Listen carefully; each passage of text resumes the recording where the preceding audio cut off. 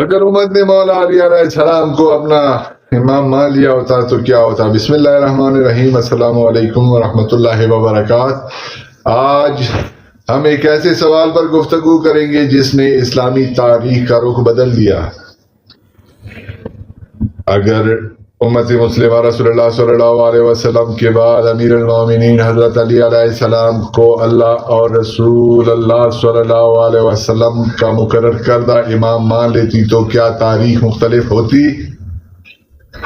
شیعہ عقیدے کے مطابق اس سوال کا جواب ہاں ہے۔ قرآن مجید میں اللہ تعالیٰ فرماتا ہے یا ایھا الرسول بلغ ما انزل الیک من ربک، سورہ مائدہ۔ شیعہ مفسرین کے مطابق یہ آیت غدیر خم کے موقع پر حضرت علی علیہ السلام کی ولایت کے اعلان سے متعلق نازل ہوئی۔ پھر غدیر خم کے مقام پر رسول اللہ صلی اللہ علیہ وسلم نے ہزاروں صحابہ کے مجمع میں فرمایا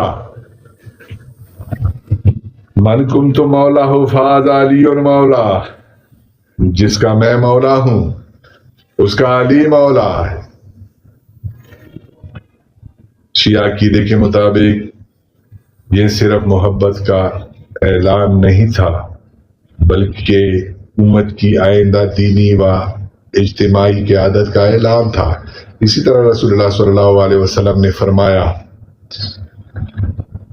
میں تمہارے درمیان دو گراں قدر چیزیں چھوڑے جا رہا ہوں، قرآن اور اپنے اہل بیت۔ جب تک ان دونوں سے وابستہ رہو گے ہرگز گمراہ نہیں ہوں گے۔ شیعہ علماء کے نزدیک اس حدیث سے واضح ہوتا ہے کہ قرآن کے ساتھ اہل بیت کی رہنمائی بھی قیامت تک لازم ہے۔ ایک اور مشہور حدیث میں رسول اللہ صلی اللہ علیہ وسلم نے حضرت علی علیہ السلام سے فرمایا میں تمہیں مجھ سے وہی نسبت ہے جو ہارون کو موسیٰ سے تھی، مگر میرے بعد کوئی نبی نہیں۔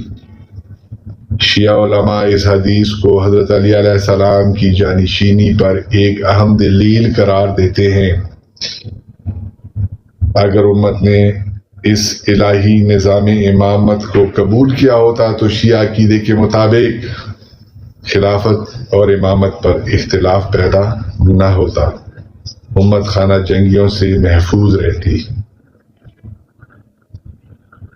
جمل، صفین اور نہروان جیسے معرکے پیش نہ آتے، بیت المال عدل کے ساتھ تقسیم ہوتا، حکمران کا معیار تقوی اور اہلیت ہوتی نہ کہ قبیلی یا سیاسی طاقت۔ اہل بیت کے علم سے امت مستفید ہوتی اور دینی اختلافات میں نمایاں کمی آتی۔ امام حسن علیہ السلام کو صلح پر مجبور نہ ہونا پڑتا اور امام حسین علیہ السلام کو کربلا میں اپنے اہل خانہ سمیت عظیم قربانی پیش نہ کرنی پڑتی۔ شیعہ عقیدے کے مطابق واقعہ کربلا در حقیقت سقیفہ سے شروع ہونے والی سیاسی انحراف کا آخری اور دردناک نتیجہ تھا۔ امیر المومنین حضرت علی علیہ السلام نے اپنے خطبات میں بارہا عدل، امانت، انسانی حقوق اور تقوی پر مبنی حکومت کے تصور پیش فرمایا جو آج بھی دنیا کے بہترین حکومتی اصولوں میں شمار کیا جاتا ہے۔